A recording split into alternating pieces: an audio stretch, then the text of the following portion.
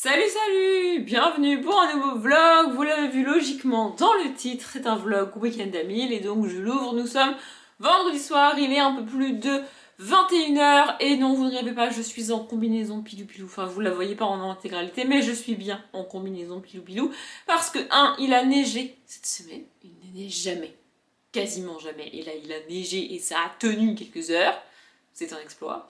C'est pas cool, mais c'est un exploit. Bref, et surtout parce que je suis dans la mauvaise semaine du mois, donc combinaison pilou-pilou. Voilà, c'est comme ça.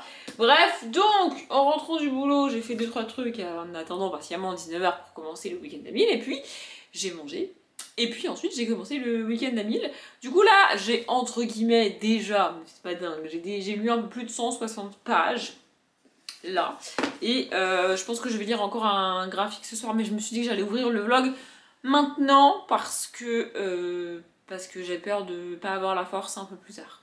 Donc bref, je le fais maintenant. J'ai commencé à lire Chronique perchée du bois magique, le tome 2, Un éternel hiver de Chris Riddle. J'avais dit dans la page du Cold Winter que je le garderais pour un week-end à 1000 que je ferais soit en décembre, soit en janvier. Au final, c'est en janvier, je vous ai pas dit, on doit être vendredi 12. 12, c'est ça. C'est samedi 13, donc on est vendredi 12 janvier. Bref, donc j'ai commencé ça. J'ai eu un peu de mal au début parce qu'en fait, du coup, c'est un tome 2, mais on met un moment à comprendre le lien de l'histoire de ce tome 2 avec l'histoire du tome 1. Et je dirais même que tu peux lire ce tome 2 sans avoir lu le tome 1.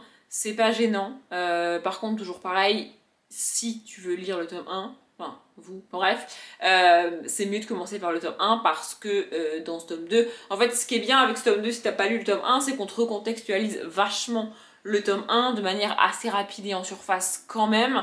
Mais du coup, c'est pas grave si t'as pas lu le tome 1 parce que il te donne les infos dont t'as besoin ici, l'auteur, je parle. Mais si tu veux lire le tome 1, bah il te spoil un petit peu aussi ce qui se passe dans le tome 1 du coup. Tu vois, voilà, bref, en gros ici on va suivre Tiggy, ça s'écrit T-I-G-Y, je sais pas trop comment ça se prononce, mais bref, qui est une jeune fille qui vit avec un blaireau des neiges, ou des glaces, je sais plus, un truc comme ça. Oui, elle a été élevée par un blaireau. Écoutez, chacun sa vie, c'est comme ça. Voilà, donc elle vit dans le terrier avec ce blaireau. Et du coup, la ville est pleine de neige et de glace, puisque c'est un éternel hiver. Ça fait 10 ans que l'hiver a commencé et que le printemps a décidé de ne pas débarquer. On ne sait pas pourquoi, il y a un problème apparemment. Et donc voilà, elle vit dans cette espèce de ruines de ville parce que les gens ont déserté la ville pour essayer de trouver un endroit où c'était pas l'hiver, tu vois. Et donc ils sont un petit peu tout seuls. Il y a, comme dans le tome 1, des chats qui parlent, des créatures magiques qui parlent, le blaireau parle, etc. etc. Et le blaireau a élevé Tiggy en mode faut faire attention à tout, faut faire attention à la magie c'est dangereux. Et je t'élève et je te garde en attendant ce qui doit arriver. Mais on n'a pas vraiment d'infos sur ce qui doit arriver.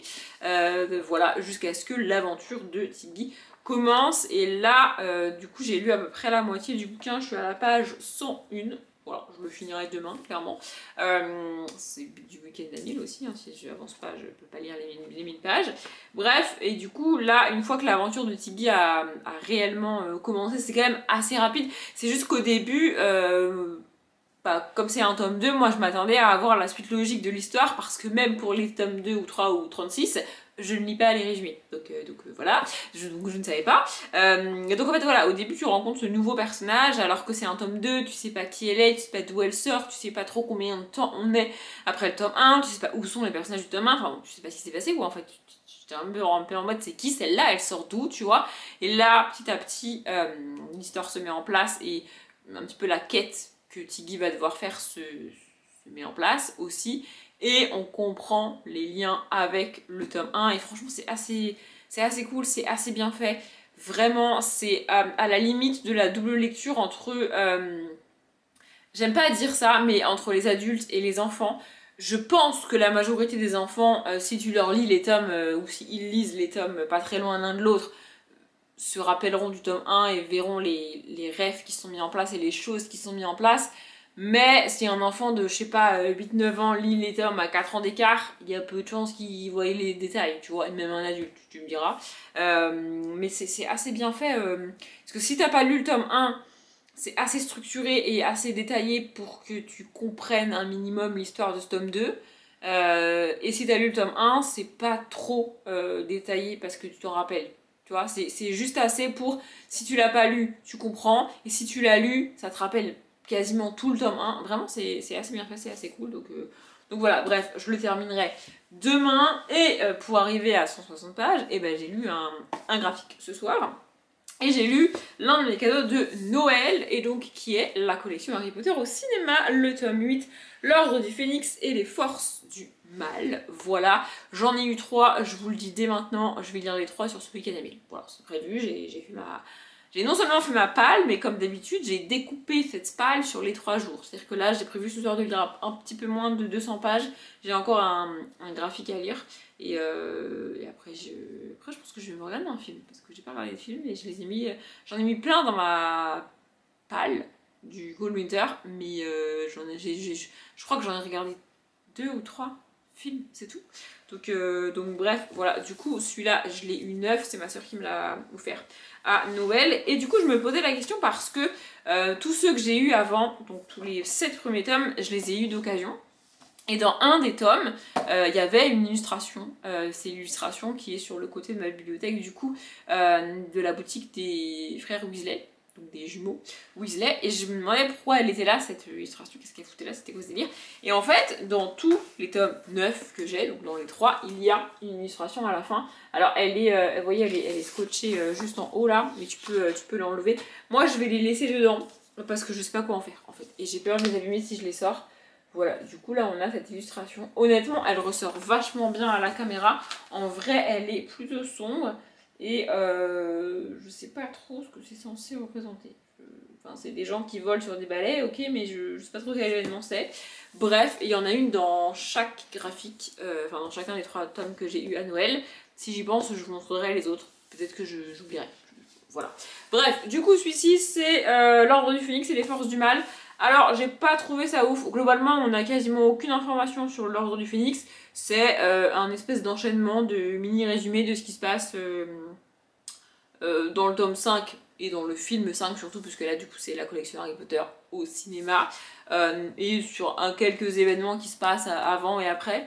Mais globalement, la partie sur l'Ordre du Phénix... En fait, l'Ordre du Phénix, c'est le tome que j'aime le moins de toute la saga, et en livre et en film. Voilà, c'est le tome que j'aime le moins de Harry Potter. Et du coup là j'espérais avoir quelques infos, tu vois, en plus. Mais non, le tome est tellement vide et tellement pas ouf que y a rien à dire en fait, à part résumer le tome, il y a quasiment aucune info sur l'Ordre du Phénix en plus, donc voilà. Et par contre dans la deuxième partie du coup, les Forces du Mal, en gros c'est pas vraiment une présentation des Mange-Morts, c'est plutôt comment chaque acteur et actrice s'est approprié le rôle. Pour certains, rapidement, comment les castings se sont passés, quand il y a des anecdotes amusantes à dire, et comment ils ont personnifié les personnages, comment ils ont décidé du look des personnages, de la colorimétrie associée aux personnages, de la coiffure, du maquillage, etc. etc. Et donc on a plusieurs mange-morts comme ça. Alors attendez, je vais essayer de tous les retrouver pour pas en oublier. Du coup, on a... Évidemment, en premier, on a Voldemort, avec pas mal de détails sur l'acteur, donc Ralph Fiennes, je sais jamais comment on dit son nom, ce qu'ils ont mis en place et comment ils ont fait évoluer son personnage et ses tenues au fur et à mesure. C'est assez intéressant de voir ça parce que c'est pas des choses auxquelles moi je fais attention quand je regarde un film, l'évolution des tenues des personnages. Alors quand ils ont des looks vraiment très particuliers, j'y fais gaffe, mais genre Voldemort il a un look très particulier, on est d'accord là-dessus, et notamment la matière de ses vêtements évolue au cours de la saga. Personnellement, moi j'avais pas remarqué, mais voilà. Donc on a pas mal de détails. On a aussi à chaque fois le détail des baguettes créées pour les personnages, parce que les baguettes sont pas forcément toutes vraiment détaillées dans les livres, et il y a des choix qui ont été faits pour les films. qui ne sont pas du tout dans les livres. Donc on a bref pas mal de pages sur Voldemort évidemment, et on a aussi et ça j'ai trouvé ça très cool, des petits, je vais vous montrer, voilà, on a aussi une page avec les 2 acteurs qui jouent Voldemort plus jeunes, donc comment il s'appelle, attendez je vais retrouver son nom. Voilà, Hero Fiennes Stephen, qui est le neveu de Ralph Fiennes, je ne sais toujours pas, et qui joue le plus jeune des Tom Jedusor, donc quand il est à l'orphelinat. Et ensuite, on a, comment s'appelle-t-il, Frank Dillon, qui joue Tom Jedusor quand il est à Poudlard dans les scènes du passé avec l'histoire avec Aragorn et tout ça et tout ça. La première fois que la chambre des secrets a été ouverte, voilà, c'est ça. Et je trouvais ça assez chouette. Et donc on a pas mal de dessins faits comme ça par les gens qui ont créé les films pour essayer d'imaginer et de se représenter à quoi ressemblerait Voldemort, évidemment. Voilà, ensuite on a Peter Pettigrew, évidemment. Et Peter Pettigrew, c'est assez intéressant comment tout est réfléchi pour que peu importe la situation, la scène et le moment où tu vois l'acteur et donc le personnage, tout est fait pour qu'il ressemble à un rat tout le temps en fait. Voilà. Ensuite on a évidemment Bellatrix Lestrange, et à savoir que Helena Bonham Carter a été hyper impliquée dans le physique et le look de son personnage. Et d'ailleurs, ce qui ressort globalement de ce tome-là, c'est que la costumière et les gens qui ont créé tous les accessoires et tout, et les différents réalisateurs d'ailleurs, vous allez dire mais il y en a plusieurs, ont été très à l'écoute de ce que les acteurs voulaient pour les personnages, parce qu'on parle ici d'acteurs et donc d'actrices pour Helena Bonham Carter qui ont lu les livres à chaque fois, ou quasiment à chaque fois, et qui avaient imaginé le personnage qu'ils allaient jouer. Vous voyez, et donc je trouve ça cool que le producteur il soit, ou le réalisateur il soit pas en mode c'est moi qui décide, toi tu fermes ta gueule et puis c'est tout. Alors ça reste quand même des grands acteurs, je suis pas sûre qu'ils le fassent avec des acteurs pas très connus. On parle quand même de Helena Bonham Carter, Ralph Fiennes et celui qui joue Lucius Malfoy, je ne sais plus comment il s'appelle. Mais enfin bref, donc on a 2 pages sur Bellatrix, on a ensuite donc Lucius et Narcissa Malfoy. Et alors je trouve ça ouf quand même, je vais juste vous donner cette petite info.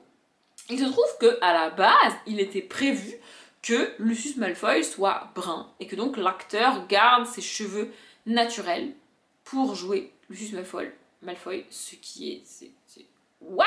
Et en gros, Isaac, c'est un truc Isaac, non, Jason Isaac, voilà c'est ça. Quand il a vu ça, il a vu les dessins et les représentations du personnage, il a dit mais ça va pas du tout. C'est quoi le lien avec Drago là? Parce que Drago il avait déjà son look gominé, les cheveux blonds et tout ça, et du coup il disait mais ça ne va pas. C'est quoi la ressemblance avec Drago là? Et donc du coup c'est lui qui a dit que, alors les cheveux longs pas forcément, mais il trouvait qu'il fallait qu'il ressemble plus à Drago tel qu'il l'avait défini, sachant que comment il s'appelle? Merde, Tom Felton qui joue Drago? Je suis fatiguée donc peut-être que j'ai de la merde. Là, au-delà du montage corrigera, si c'est le cas. Bref, donc l'acteur qui joue Drago n'est pas non plus blond de base. Donc ils avaient déjà modifié l'apparence de l'acteur pour ça. Enfin bref. Et c'est lui aussi qui a donné l'idée de la canne pour y mettre la baguette. Voilà. On a aussi donc tout un aparté sur le look de Narcissa. Je trouve ça cool parce que Narcissa, c'est quand même pas un personnage hyper présent. Elle a pas énormément de scènes dans tous les films. Mais son look est extrêmement soigné, genre vraiment c'est très cool. Et ensuite on a au global les tenues des mange-morts, les masques des mange-morts et les baguettes des mange-morts. Et mais c'est bizarre parce que je suis aussi... Ah oui c'est ça, dans l'ordre du Phénix quand même on a aussi pareil avec les acteurs adultes qui font partie de l'ordre du Phénix, donc une petite partie sur... attendez, voilà. On a... mais j'ai trouvé ça moins intéressant sur les membres de l'ordre du Phénix que sur les mange-morts. Bref, donc on a James et Lily Potter, mais c'est pareil, c'est des personnages qu'on voit très peu. Au final, bah, ils sont morts bien avant que la saga démarre, donc forcément, voilà. Sirius Black, c'était assez intéressant... son look quand il sort d'Azkaban la première fois que tu le vois, et puis l'évolution ensuite du personnage. Il a un peu le même genre d'évolution en termes de look que Bellatrix d'ailleurs. En même temps, ils sont pas trop éloignés en termes de famille. Donc voilà, on a aussi Aberforth Dumbledore. Et on a Mondragus Fletcher. On a aussi Molly et Arthur Weasley. C'est ça que je me rappelais en fait. Je me rappelle qu'on a pas mal de détails sur Molly, notamment. Et j'étais en mode, c'est quoi le rapport avec les mange-morts? Je comprenais pas. Mais c'est l'ordre du Phénix du coup. Et alors, je ne savais pas.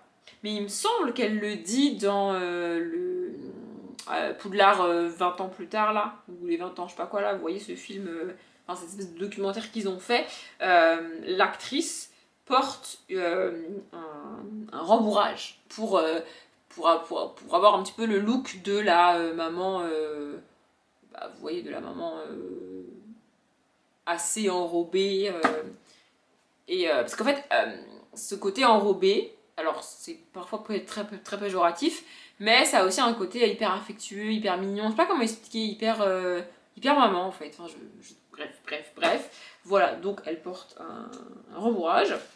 Voilà, on a aussi, voilà, on a pas mal de look de Molly, vous voyez, comme ça, c'est assez cool. Et puis ensuite on a Tonks, alors ça c'était assez chouette aussi. On a Kingsley, bon c'est pareil, vous voyez c'est des personnages qu'on voit très peu, hein, Tonks et Kingsley par exemple. Voilà, par contre on n'a pas de détails sur Folleuil.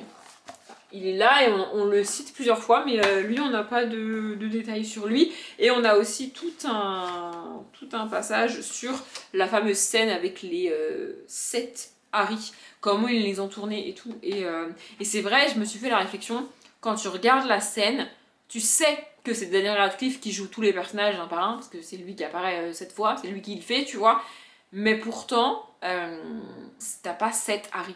T'as vraiment 7 personnages différents joués par Daniel Radcliffe. Et en vrai, quand je regarde la scène, je sais que c'est lui qui a fait les 7, mais j'avais jamais réalisé à quel point son jeu d'acteur était quand même assez ouf. Bref, je voulais juste ouvrir le vlog, ça fait beaucoup trop longtemps que je parle. Je vais donc aller regarder pas du tout, lire le deuxième graphique que j'ai prévu de lire ce soir et je vous reprendrai demain. On est donc samedi, pas matin, évidemment, hein, ceux qui ont l'habitude de regarder mes vidéos, précisément mes vlogs, et plus précisément les vlogs Week-end 1000 savent que je ne vous prends quasiment jamais le matin. Donc on est en début d'après-midi, il doit être 14h30. Attendez, j'ai mon téléphone juste là.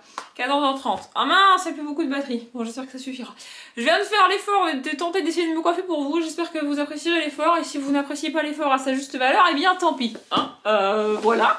Donc sinon, en termes de Week-end 1000, je suis à peu près à 400 pages lues. Je dis à peu près parce que je vais vous montrer ce que j'ai lu et ce que j'ai fini, mais j'ai commencé le deuxième livre que j'avais prévu de lire et qui est là-bas, et j'ai aussi commencé une autre BD mais je l'ai pas fini. Faudra que je la finisse après, parce que j'ai dû m'arrêter pour un truc, et en même temps je me suis dit que j'allais vous prendre.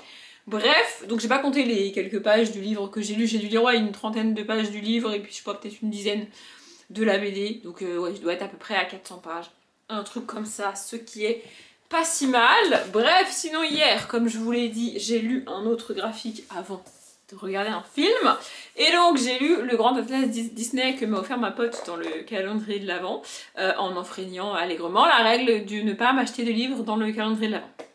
Oui, je le rappellerai à chaque fois, elle adore quand je le rappelle à chaque fois. Bref, alors le lire c'est un bien grand mot, franchement il n'y a pas beaucoup de texte, et honnêtement, je suis navrée de le dire étant donné que c'est un cadeau, mais je vois pas trop l'intérêt de ce bouquin. Voilà, en gros, là, ça c'est la page des 101 dalmatiens. Je vous avais déjà montré des pages quand je l'ai lu dans le calendrier de l'Avent, donc ça c'est la page des 101 dalmatiens, et ce côté-là s'ouvre. Je sais pas trop ce que vous voyez, mais voilà, ce côté-là s'ouvre, et on a une vision de l'univers des 101 dalmatiens, et donc c'est le cas pour chacun des univers, je vous les citerai après. Et donc en gros, sur la page de droite, on a la liste des personnages, à chaque fois. Et sur la page de gauche, en haut, on a un résumé de l'histoire. Et en dessous, un espèce d'encart à retenir. Donc là, par exemple, le premier truc à retenir pour les 101 dalmatiens, c'est le jour où Pongo voit Anita et sa chienne Perdita. Il entraîne Roger Radcliffe, son maître, vers Regent's Park afin de provoquer accidentellement leur rencontre. Voilà, en gros, c'est les 4 événements marquants du Disney à chaque fois. Honnêtement, franchement, je vois pas trop l'intérêt du truc. C'est une manière extrêmement accélérée de découvrir les Disney, mais franchement, ouais, j'ai pas compris le... J'ai pas compris le but du bouquin. J'ai pas vraiment tout lu, je dois vous avouer. J'ai compté les pages pour le Week-end Ami clairement, mais j'ai pas vraiment tout lu. Franchement, je vois pas trop l'intérêt. Je sais pas réellement pour qui est fait cet univers. Alors oui, il y a des belles illustrations pour chacun des univers, mais étant donné qu'il faut ouvrir une autre page pour y avoir accès, tu peux même pas choisir une illustration et poser le livre ouvert pour la voir, tu vois. Enfin, je sais pas, vraiment, j'ai pas compris l'intérêt du bouquin. Sinon, dedans, on a Blanche-Neige, Pinocchio, Dumbo, Alice au Pays des Merveilles, Peter Pan, Les 101 Dalmatiens, Le Livre de la Jungle, La Petite Sirène, La Belle et la Bête, Aladdin, Le Roi Lion, Toy Story, Le Monde de Nemo, Les Indestructibles, Cars, Ratatouille, La Reine des Neiges, Vaiana, Vice Versa et Coco. Voilà, franchement, je vais le garder principalement parce que c'est un cadeau, ça reste Disney, j'aime beaucoup Disney. Mais franchement, je vois pas trop l'intérêt du truc. Voilà, en tout cas, ça m'a fait une vingtaine de pages pour le Week-end Ami. C'est pas mal. Finalement, comme il fallait s'y attendre, la batterie n'a pas tenu, donc je l'ai changée. Et maintenant que vous allez mieux, je vais pouvoir vous parler de la deuxième BD, de la BD que j'ai lue aujourd'hui, donc la deuxième BD de ce petit bout de vlog. Bref, donc c'est Héloïse et les larmes de givre de Loïc Clément et Justine Cunha. Je sais que c'est le tome 5 officiellement des contes des cœurs perdus, mais c'est en gros un conte par tome, il n'y a pas de suite logique, donc...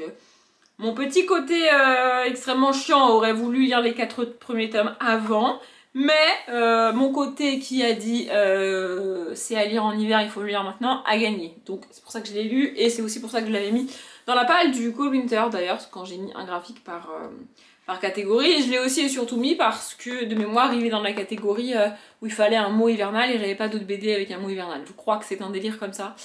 Ou alors dans la catégorie hivernale j'ai mis autre chose. Celui-là, je l'ai mis dans le truc du conte. Enfin bref, en tout cas, il est dans la pile du Cold Winter. D'ailleurs, je ferai un point sur la pile du Cold Winter dans le prochain vlog, hein, c'est prévu. Voilà, bref, donc en gros, j'ai lu ça et franchement, c'était très cool. En gros, on va rencontrer plutôt le peuple des Hamadryades, qui sont une espèce de sous-catégorie des Dryades et qui vivent... dans une forêt parce que leur magie et leur vie est liée aux arbres, jusqu'au jour où l'hiver arrive dans leur petite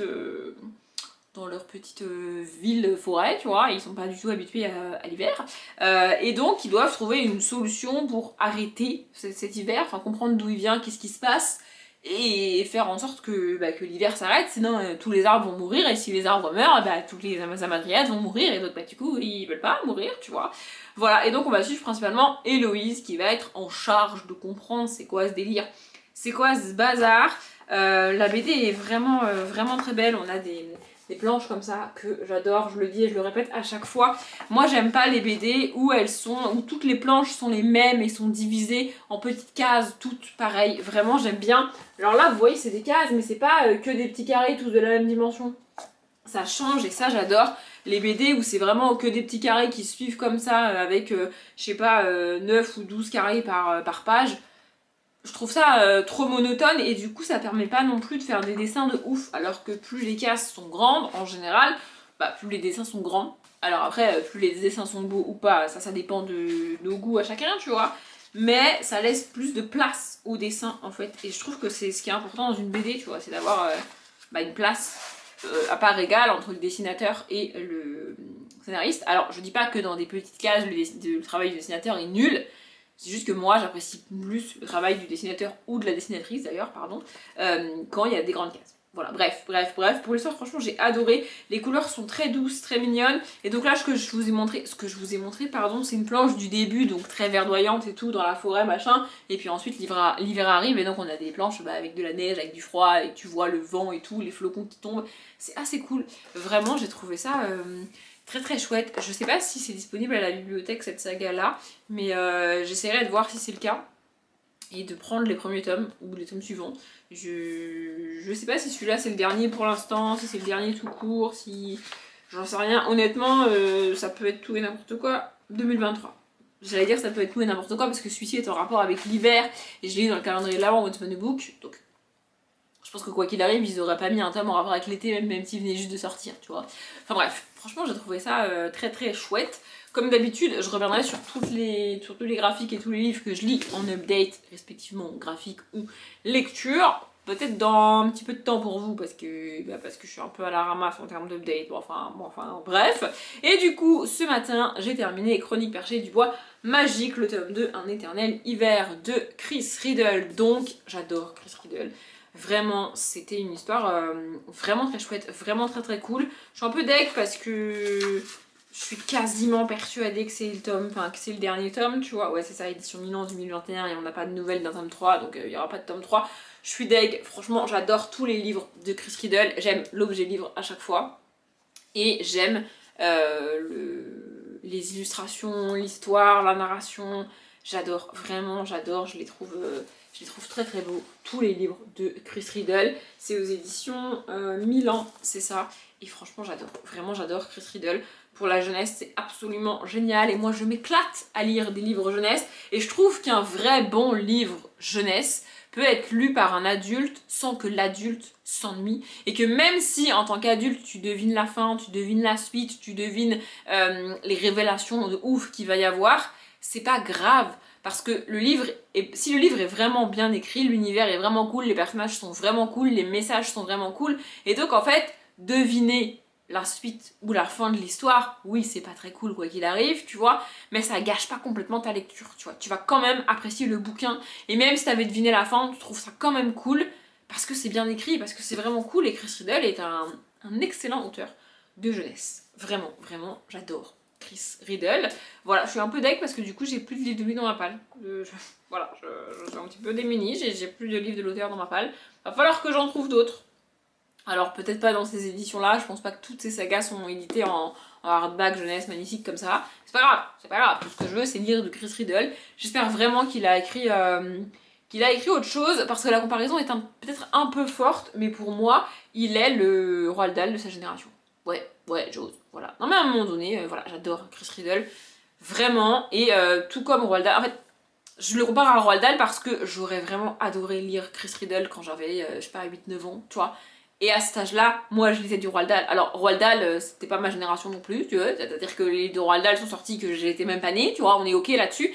Mais j'ai lu Roald Dahl à l'âge où, entre guillemets, il faut les lire à l'âge pour lesquels ils sont faits, tu vois. Alors que les Chris Riddle, bah, j'ai 30 ans, tu vois, quand je les lis. Donc c'est pas le même ressenti, mais c'est quand même très très cool. Enfin bref, j'adore Chris Riddle. Sur ce, je retourne lire ma petite BD qu'il faut que je finisse et mon petit bouquin. Et je vous reprendrai plus tard. Je vous retrouve plus tard, j'ai failli faire tomber mon téléphone, tout va bien. Il est 18h20, je sais pas si je vais encore beaucoup lire aujourd'hui, je pense pas. Là je suis à 630 pages, j'aurais bien aimé psychologiquement surtout atteindre les 650 pages. Enfin quand je dis psychologiquement, c'est me dire que j'avais lu 650 pages ce soir. Mais je pense pas que je vais y arriver, je sais pas pourquoi j'ai un accent bizarre. Bref, donc j'ai lu 2 graphiques de plus, dont un a été une catastrophe d'ailleurs, tiens je vais commencer par lui. Le Regard Invisible de Gwenaël Carrère et Ferrari. Et alors je suis désolée de le dire comme ça, mais comment c'est possible dans une BD d'une 50aine de pages d'avoir des longueurs et des lenteurs pareilles? Genre vraiment, je me suis fait chier la moitié du temps. Je me suis fait violence pour aller au bout de la BD parce que j'ai besoin de pages pour mon week-end à 1000. Non mais on va être honnête, vraiment. Mais alors, c'est d'une lenteur et d'une lourdeur pour une BD à lire, vraiment. Il arrive à avoir des phrases interminables et insupportables alors qu'on est dans une BD, vraiment. En gros, c'est l'histoire de ce petit groupe de personnes qui ont vécu quelque chose il y a quelque chose comme 7 ans, un truc comme ça je crois, dans un espèce de chalet, enfin bon bref, et qui vont tous plus ou moins recevoir une enveloppe faisant référence aux événements qui se sont passés. Et alors on en fait des caisses sur ces événements passés, c'est très mystérieux évidemment, c'est parce qu'il s'est passé blablabla blablabla.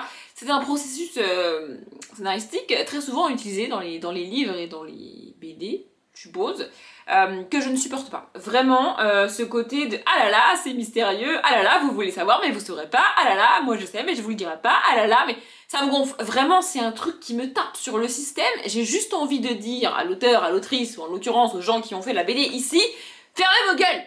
Non mais vraiment, je suis désolée d'être agressive, mais j'en ai marre. Arrêtez de me gonfler avec le la, moi je sais mais je te le dirai pas. Ça me gonfle, je vous jure, ça me gonfle. Et en fait, ça gâche tout parce que y a, dans le bouquin, ou là en l'occurrence dans le début de la BD, il y a rien d'autre que ce la, vraiment. Il n'y a rien d'autre que ah, il y a un truc mystérieux, mais je vous le dis pas. Ah, il s'est passé un truc mystérieux, mais je vous le dis pas. Ah là là, ce qui s'est passé, c'est ouf, mais je vous le dirai pas. Il n'y a rien d'autre que ça. Il ne se passe rien d'autre. Moi, ça me gonfle, vraiment. J'ai juste pas envie de lire, en fait. J'ai même pas envie, pour vous dire, j'ai même pas envie d'aller juste à la fin pour avoir la réponse. En plus, là, c'est un tome 1, donc je savais qu'à la fin, j'aurais pas toutes les réponses. J'ai même pas envie d'avoir les réponses, tellement ça me tape sur le système. J'ai juste envie de dire aux gens, si c'est pour rien dire, et bah fermez votre gueule. C'est comme ça dans la vraie vie.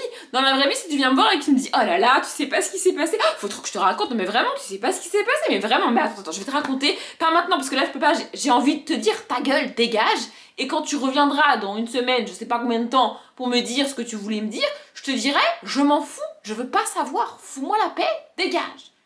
Vraiment, je suis une personne non curieuse, c'est comme ça. Et ça me gonfle, vraiment, cette espèce de faux suspense, juste pour se faire mousser. Moi, j'ai envie de buter les gens, quoi. Et donc, dans les bouquins, bah, ça marche pas vraiment. Et alors, là, en plus, entre guillemets, on prend le temps de bien nous donner le contexte de chaque personnage. Ce sont des personnes qui ne se sont pas vues, donc depuis ce fameux événement. Du coup, on présente rapidement un petit peu leur vie à chacune, tu vois. Bah ça me gonfle en fait, je m'en fous de leur life, ce qui m'intéresse c'est ce fameux événement, pourquoi on les recontacte, qu'est-ce qui se passe et tout, tu vois. Mais à part me dire et bah on n'a rien en fait. Vraiment ça m'a saoulé de ouf, mais en fait je peux pas l'expliquer, mais dès la première page de la BD, tu vois, je me suis dit ouh là là, ça part mal. Ça part mal, et avoir des lenteurs dans une BD, franchement c'est quand même assez fou. Et au final, ça donne un tome 1 de BD qui peut être résumé en 3 planches, quoi. Voilà. Tant de suspense, bah en 3 planches, c'était suffisant, quoi. Enfin, vraiment, oui, je suis agacée. Vraiment, ce genre d'histoire, moi, ça me rend ouf. En fait, j'appelle ça du faux suspense, quoi. C'est juste écrire pour écrire, blablater pour blablater, juste parce que tu veux pas nous dire le truc, en fait. C'est quoi l'intérêt? Vraiment, je comprends pas. Bref. Bref, du coup, il est certain que je lirai pas la suite, voilà, au cas où vous n'avez pas compris. Et donc, avant ça, j'avais lu Harry Potter, la collection Harry Potter au cinéma, le tome 9. Oui, je vous ai prévenu à un moment donné, voilà. Donc, le tome 9, Gobelins, elfes de maison et créatures des ténèbres. Et toute la saga est écrite par Jodie Revenson. Je le dis pas à chaque fois, mais voilà. Du coup, je vais commencer par vous montrer l'illustration qui est accrochée à la fin. Je sais même pas dans quel sens elle va. Honnêtement, je les trouve pas dingues, hein, les illustrations. Franchement, celle de la boutique des frères Weasley, je la trouve très cool. Mais les 3 que j'ai vues là, la dernière, je vous la montrerai quand j'aurai lu la 3ème BD, enfin le tome 10. Je les trouve pas dingues. Bref, donc en gros ici, gobelins, elfes de maison et créatures de ténèbres, c'est en gros comment ils ont mis en scène les gobelins, les elfes de maison et les créatures des ténèbres. Merci Audrey. Non, vraiment, sérieusement, on a donc globalement les gobelins. Donc les gobelins, c'est uniquement ceux qu'on voit à Gringotts. Et d'ailleurs, c'est assez ouf de voir la différence de traitement et de choix qui ont été faits pour les mettre en image, ces gobelins, entre l'une des premières scènes du film 1 dans la banque Gringotts quand Harry y va avec Hagrid, et l'une des dernières scènes de la saga, enfin dans la 2ème partie des Reliques de la Mort en tout cas, avec Gripsec toujours qui retourne à Gringotts, parce qu'en fait, ce qu'il faut bien se rendre compte, c'est qu'il y a quand même 10 ans dans la vie réelle qui se sont passés entre la réalisation du film 1 et la réalisation du dernier film. Il y a 10 ans qui se sont écoulés, et donc en 10 ans les technologies ont énormément évolué. Et du coup c'est pas fait du tout de la même manière, même si c'est le même personnage. Il me semble même que c'est pas le même acteur qui fait Gripsec entre le 1 et le 8 du coup. Je voudrais pas dire de bêtises. Bref, donc on a pas mal de détails sur principalement les 2 elfes de maison qu'on voit à l'image dans les films, à savoir Dobby et Créature. Dans les livres, il y a Wendy, il me semble qu'elle s'appelle, je sais plus. Il y a un 3ème elfe en tout cas qui est vraiment important, notamment dans le tome 4, mais elle est pas dans le film 4.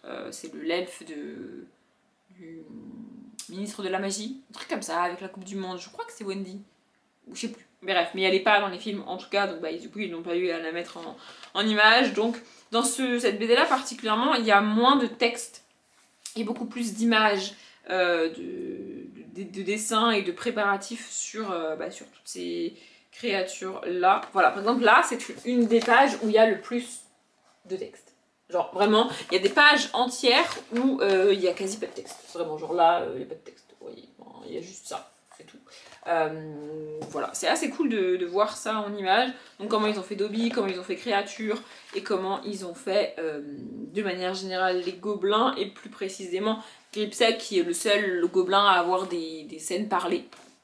Et du coup, d'ailleurs, il y a le détail de ce que fait l'acteur, parce qu'en fait l'acteur qui fait Gripsec fait beaucoup de personnes de petite taille présentes dans les films. Voilà, si vous ne le savez pas, c'est le même acteur qui fait, vu que c'est son physique est principalement modifié par ordinateur après tournage, bah, du coup c'est lui qui fait plusieurs personnages. Voilà, et donc ensuite on a les créatures des ténèbres, donc le basilic. Et là c'est assez ouf parce que on parle des premiers films, le basilic c'est les premiers films, et donc les technologies n'étaient pas non plus hyper développées. Il y a aussi pas mal de détails sur la chambre des secrets, et alors il y a des trucs auxquels j'avais pas fait gaffe. C'est assez dingue de voir à quel point les gens qui créent ça se prennent la tête sur des détails que quand tu regardes le film, bah tu t'en fiches en fait. Genre là, c'est la tête donc de Saladin Serpentard. Ça, on avait tous à peu près compris. Sauf qu'en fait, de base, il voulait faire une statue et son corps entier, mais c'était techniquement impossible de réaliser. Donc ils ont fait genre que c'était inondé, et que du coup, il y avait beaucoup d'eau, et que bah, du coup, tout le corps était enfoui sous l'eau. Moi, je me suis jamais posé de question, je me suis dit, bah il y a juste sa tête en fait. Enfin, bref. Je sais pas si vous vous étiez posé la question, mais enfin, bref.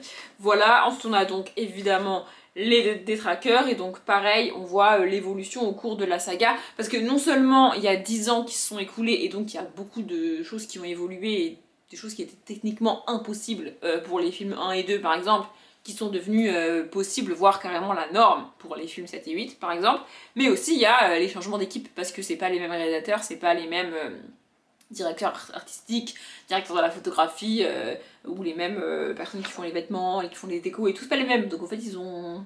Bah, ça a changé, tu vois. Donc on a plusieurs pages sur les détraqueurs. Ensuite on a pas mal de détails aussi sur les Inferi, même si techniquement à l'écran ils apparaissent très peu. Voilà. Ensuite on a sur les trolls, et c'est là notamment que ils ont particulièrement galéré à faire le troll du film 1, parce que, et c'est dit dans la vidéo d'ailleurs, au moment où ils font le troll du film 1, la technique de la motion capture n'existe pas. C'est pas comme si elle existait et qu'elle était... elle n'existe tout simplement pas. C'est juste pas possible de faire la motion capture. Donc pour faire le troll, ils ont un peu galéré. Voilà, mais ils ont fini par réussir, et franchement ça passe plutôt bien. Il y a aussi les géants, et particulièrement Group. Du coup, il y a aussi Nagini, il me semble, mais il y a aussi d'autres trucs. Attendez, oui c'est ça, ensuite il y a Nagini, et ensuite il y a les lutins de Cornouailles. Voilà. Et puis je crois que c'est à peu près tout. Ah non, il y a les gnomes, parce que de base, dans l'un des premiers scénarios, il y avait une scène avec des gnomes, sauf qu'au final, ils ne l'ont pas fait. Là, ça a été retiré du film, mais ils avaient quand même commencé à préparer à quoi allaient ressembler les gnomes, donc on a un petit passage là-dessus. Franchement, il était assez cool ce tome-là, je dois bien avouer. Sinon, en termes de livres, donc, je vais peut-être commencer par l'autre aussi, parce que je risque de faire un petit coup de gueule. Oui, je suis un petit peu énervée aujourd'hui. Donc, je me suis dit qu'il était temps que je commence là où réside l'hiver de Laetitia Arnould, puisque bah du coup on est en plein mois de janvier, comme je l'ai dit, il a neigé dans la semaine, on est un petit peu dans le thème, tout ça. Mais en fait, j'y arrive pas. Vraiment, j'ai beaucoup de mal. J'ai lu le début, 55 pages, c'est ça. En gros, j'ai lu le prologue et les 2 premiers chapitres. Et j'accroche pas vraiment. Je sais pas si je vais détailler réellement dans ce vlog là, peut-être que je détaillerai en update plutôt. Mais je sens là que je pourrais techniquement continuer, même si je suis tout doucement mais sûrement en train de m'agacer après le bouquin, les personnages et l'autrice. Principalement parce que c'est un genre d'histoire qui ne me convient pas, qui ne me plaît pas. Pour rappel, c'est pas un livre que j'ai acheté, c'est un livre que j'ai eu en calendrier de l'Avent Once Upon a Book, que j'avais pris l'année, enfin il y a 2 ans, enfin en 2022 du coup. Mais ouais, il y a beaucoup de choses que j'aime pas, et c'est pas parce que c'est nul, c'est juste que ça me plaît pas à moi quoi en fait. Enfin, je sais pas comment expliquer, tu vois, c'est... Voilà, j'ai du mal avec l'histoire, j'ai du mal avec les personnages, j'ai du mal avec le style, j'ai du mal avec les choix de l'autrice, ou les non-choix de l'autrice d'ailleurs. Et ouais, ça ça me crispe plus qu'autre chose de lire le bouquin, donc je suis pas certaine de... Je suis pas certaine de continuer demain, mais je verrai ça demain. Voilà. Et sinon, j'ai commencé Harold et les dragons, le tome 8, Comment dérober l'épée d'un dragon de Cressida Cowell. Et c'était déjà le cas dans le début de la saga, mais c'est particulièrement le cas, je trouve, dans ce tome-là. Faudrait que je vérifie l'année de sortie de ces bouquins, parce que j'ai peur de dire des conneries. Mais il y a quand même quelques petites... Ouais, des beaux légas, juin 2012. Donc ouais, ça colle à peu près.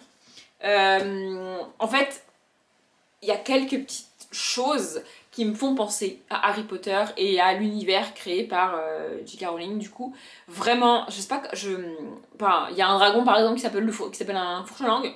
C'est assez clair, tu vois. Mais il n'y a pas que ça, il y a vraiment des petites choses qui... Je saurais pas l'expliquer et j'ai peur de dire des bêtises, mais à lire l'histoire, j'ai vraiment l'impression que l'autrice est fan de Harry Potter, de la saga, je parle. Vraiment, j'ai vraiment l'impression que, presque sans s'en rendre compte, elle a mis des choses qui sont sorties et détournées de l'univers créé par J.K. Rowling. Et je sais pas si c'est conscient ou pas de la part de l'autrice, je sais même pas si c'est le cas ou pas, mais vraiment à lire l'histoire en ayant lu Harry Potter et vu les films beaucoup de fois et en connaissant beaucoup l'histoire, vraiment je peux pas m'empêcher d'y voir des petits clins d'œil faits par l'autrice, c'est assez bizarre. Bref, ici on suit toujours donc Harold qui est le fils du chef viking de l'île de Burke et que donc il est destiné un jour à diriger les vikings, sauf que bah, il est pas du tout fait pour diriger les vikings. Voilà. En gros, c'est un peu un viking intelligent, et t'es pas censé être un viking intelligent, toi. Enfin, un bon viking n'est pas un viking intelligent, toi. Ça va pas trop bien ensemble, et donc tu peux pas diriger tous les vikings si t'es un viking intelligent, puisque être un viking intelligent, c'est pas bien. En gros, c'est ça. Voilà. Le problème, c'est que plus on avance dans la saga, plus je vois que l'autrice n'avait pas prévu de faire autant de tomes et de développer autant son univers. Et du coup, c'est un peu comme si elle rajoutait des briques à quelque chose qui n'était pas censé être aussi grand. Et du coup, j'ai peur que ça finisse par se casser la gueule. Je sais pas si vous avez bien compris la métaphore, mais en gros, c'est ça. Vraiment, genre là, on parle d'une école suprême de vikings que tous les petits vikings rêvent d'intégrer un jour. Sauf qu'on n'en a jamais parlé avant, alors qu'apparemment c'est la meilleure école de tous les vikings, c'est le truc ultime que tous les vikings veulent intégrer, que tous les grands vikings ont fait. Vous pouvez faire le parallèle si vous voulez, moi je le ferai pas, bref. Sauf qu'on n'en a jamais parlé dans les... avant, tu vois. Ça sort comme ça du chapeau de l'autrice, parce que bah, du coup il fallait faire un tome suivant, tu vois. J'ai vraiment l'impression que c'est ça. C'est dommage qu'il n'y ait pas plus de cohérence entre les tomes de la saga, n'empêche que... J'adore cette saga. Donc voilà, de base, j'ai pas prévu de finir le livre sur ce week-end à 1000, parce que je me suis dit que j'allais pas m'obliger à tout lire en 2 jours, tu vois.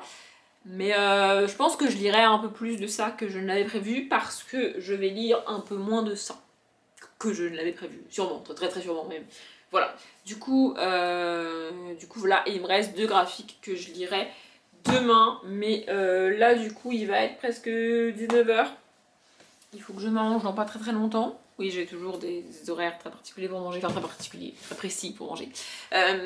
Bref, donc voilà, je vous reprendrai pas ce soir, je pense que je vous reprendrai demain, mais je sais pas si je vous prendrai très tôt demain, parce que moi je vais tourner des vidéos demain. C'est aussi pour ça que j'aurais bien aimé atteindre les 650 pages aujourd'hui, pour qu'il ne me reste entre guillemets que 350 pages à lire demain, même si c'est beaucoup.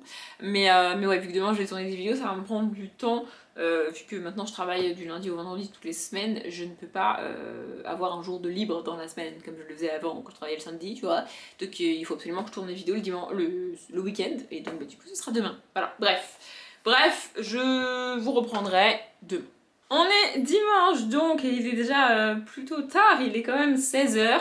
Je vous ai pas pris avant parce que du coup, bah, ce matin, j'ai pris un peu le temps, parce qu'on était quand même dimanche matin, donc je me suis dit que j'allais pas trop me brusquer. Et puis ensuite, bah, j'ai tourné des vidéos, donc je pouvais techniquement pas vous prendre, puisque ma caméra a été prise par le fait de tourner des vidéos. Entre temps, j'ai quand même réussi à lire, donc là je suis à 794 pages lues, et comme j'ai tourné des vidéos et que j'ai pas chargé la batterie, du coup j'ai plus de batterie. Je reviens.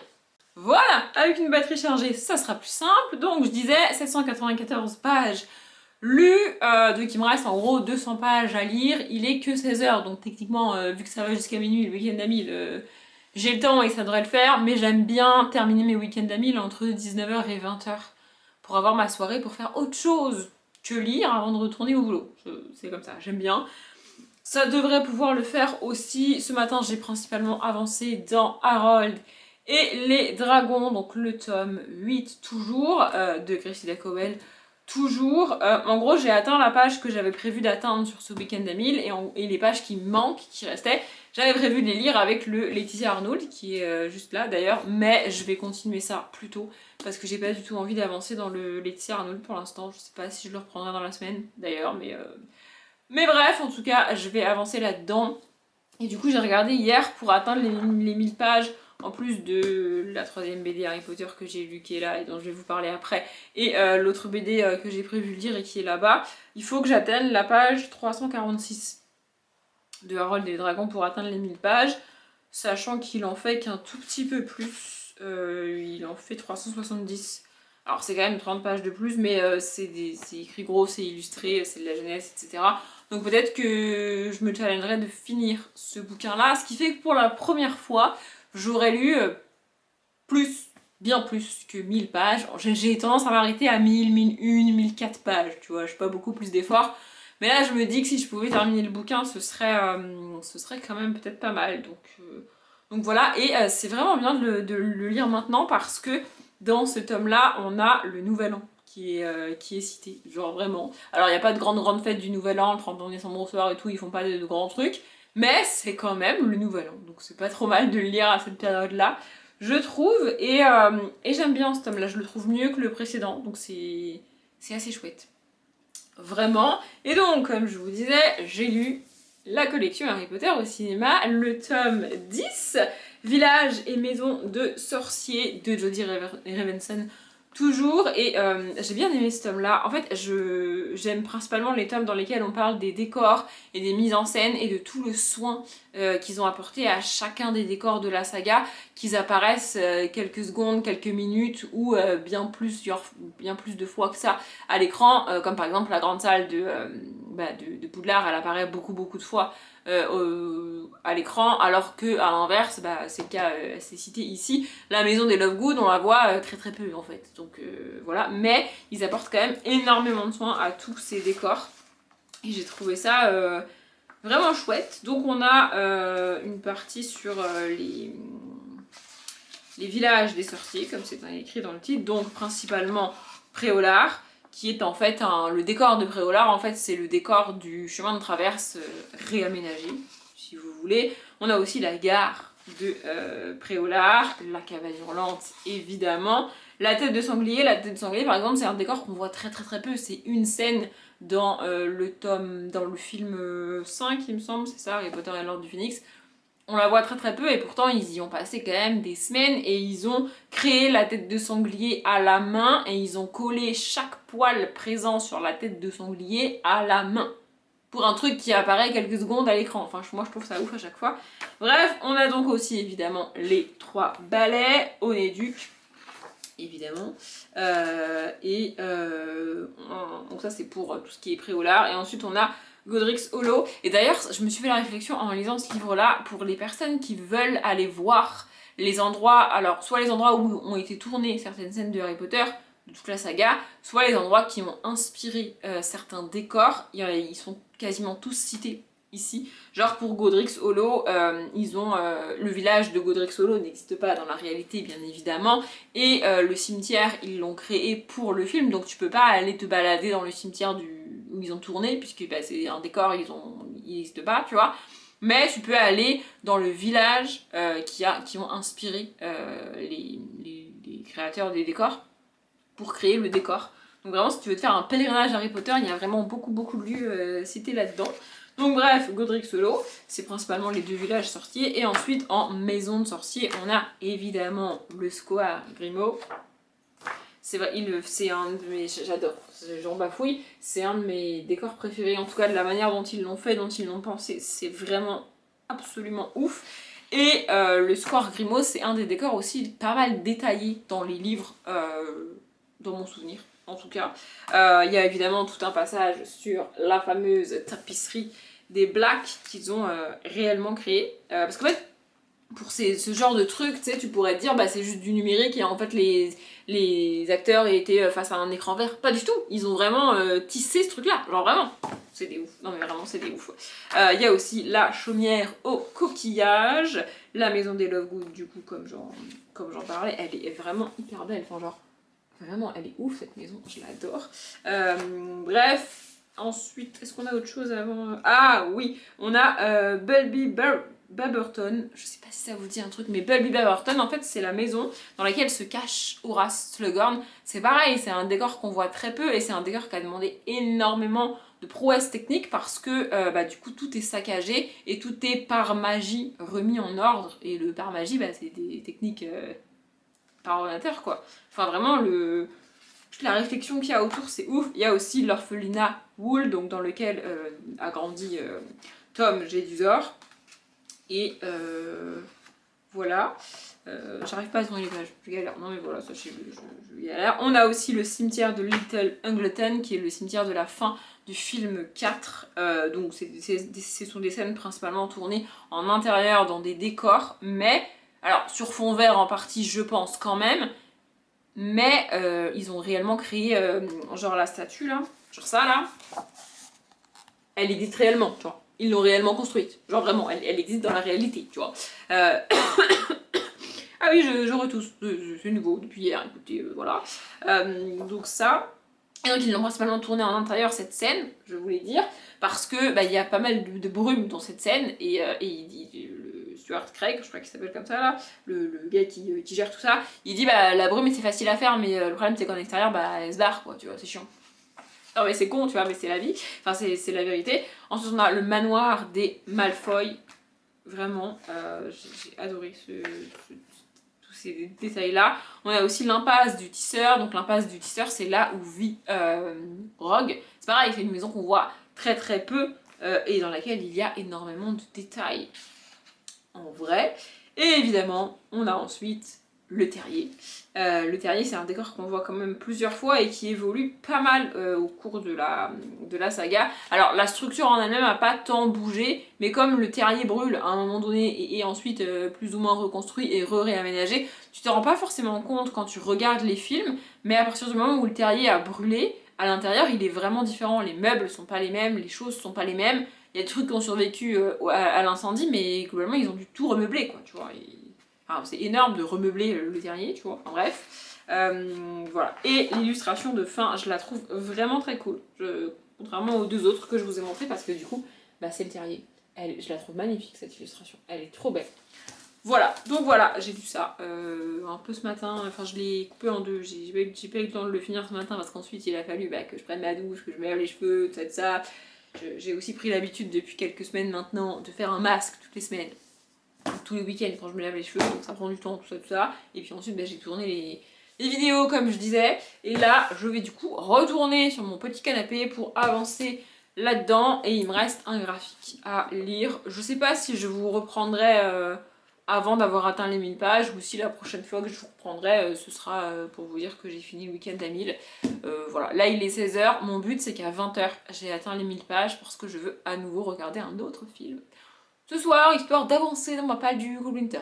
Voilà, et j'avance aussi autant que je peux, avec le temps que j'ai, parce que à lire ça prend du temps. J'avance donc dans Grey's Anatomy aussi, mais principalement ce week-end c'est lecture, week-end à 1000 oblige. Bref, je vous reprendrai plus tard. Finalement, je vous reprends, on est lundi soir parce que hier soir j'ai eu trop la flemme. Voilà, tout simplement, j'ai eu la flemme. Mais j'ai atteint les 1000 pages hier soir, mais il était un peu tard et puis j'avais juste envie de me mettre dans mon lit avec Grey's Anatomy, pour être très honnête. J'avais pas du tout envie de vous prendre, mais il faut que je monte le vlog ce soir. Donc je vous reprends ce soir pour vous dire que j'ai réussi mon week-end à 1000. J'ai lu du coup hier en fin d'après-midi, enfin juste après vous avoir pris, j'ai lu 5 avril le tome 1, L'héritier de Da Vinci de Duval Monin et Bussy. Et alors honnêtement, je m'attendais pas vraiment à aimer, et en fait, franchement, c'était sympa.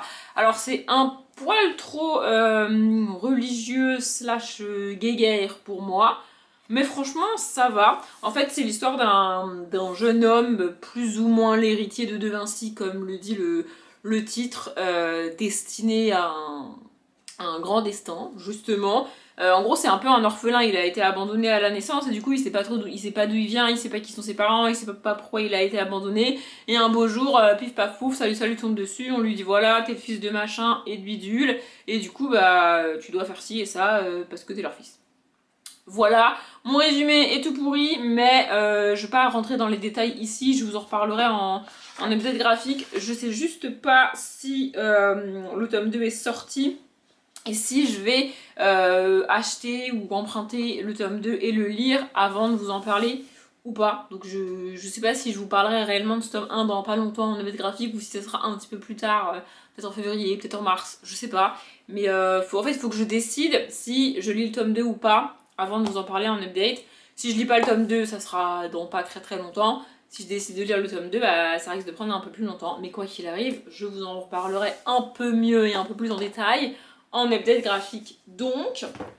Et j'ai aussi terminé Harold et les dragons, le tome 8, et franchement en vrai j'ai adoré ce tome là. J'avais été un peu déçue du tome d'avant, voire du tome d'encore avant. Ça fait quelques tomes que c'est un peu moins, enfin c'était un peu moins bien je trouve, et là franchement ce tome là il était vraiment chouette, j'ai vraiment beaucoup aimé. Ça reste un petit peu dommage que l'autrice n'ait pas anticipé de faire autant de tomes avant de les écrire, parce que quoi qu'il arrive c'est un peu décousu entre les tomes, mais chaque tome se tient sur lui-même, on va dire. Enfin, les histoires partent pas en couille complètement, c'est juste que, comme j'ai dit, tu sens qu'elle a rajouté des tomes et des tomes et des tomes, et que du coup, bah, comme c'était pas prévu au début, c'est un peu parfois, c'est même pas que c'est tiré par les cheveux, c'est juste que ça arrive un petit peu de nulle part, ça sort un petit peu de nulle part les intrigues qu'elle propose. Mais, enfin, ça sort de nulle part par rapport au tome d'avant, mais le tome en lui-même se tient et est cool. En tout cas, ce tome-là était vraiment chouette, j'ai vraiment adoré. Donc, comment dérober l'épée d'un dragon, franchement, c'est très très chouette. Et en plus, à partir du tome d'avant, voire du tome d'encore avant, il y a une sorcière qui fait son apparition. Du coup, j'adore les sorcières, donc c'est assez cool. Franchement, en fait, je commençais un petit peu à désespérer avec cette saga parce que j'ai adoré le début. Et j'avais un peu l'impression que bah, c'était de moins en moins bien et que jusqu'à la fin de la saga ça allait être pas ouf. Et en fait ce tome là est vraiment chouette, donc je suis trop contente. Je vais continuer à galérer à trouver les tomes suivants puisque je galère à trouver les tomes de cette saga qui ne sont pas réédités en français. Mais je vais galérer pour pouvoir les lire parce que je veux lire la suite en fait. Voilà, c'est tout ce que je voulais vous dire. Là, pour tout vous dire, il faut que je me motive à monter ce vlog ce soir. Parce que du coup, maintenant, vu que les vlogs sortent le jeudi, enfin, normalement, je les monte le dimanche. Mais quand je fais un week-end à 1000, j'ai pas la foi de monter le vlog le dimanche soir, voyez-vous. Et du coup, si je le monte pas ce soir, je pourrais le monter que mercredi. Parce que demain, mardi, je vais regarder Popcorn. Et donc, en regardant Popcorn, je peux pas monter mon vlog. C'est pas possible, tu vois. Et dans ma soirée, ça passe pas. Monter le vlog plus regarder Popcorn, ça coince. Sinon, je me couche à 2h du matin. J'ai pas très envie de me coucher à 2h du matin, je vous avoue. Donc, il faut que je monte le vlog ce soir. Parce que mercredi pour jeudi, ça me stresse un peu trop. Tu vois, s'il y a un problème, un couac et tout, j'ai pas le temps de... Donc, il faut que je le monte ce soir. J'aurais bien aimé ne pas monter le vlog ce soir. Mais j'ai pas le choix, donc je vais monter le vlog ce soir, j'espère qu'il vous a plu, je m'arrête là, comme d'habitude je vous souhaite une bonne journée, un bon après-midi, un bon appétit ou une bonne nuit, et je vous dis à bientôt.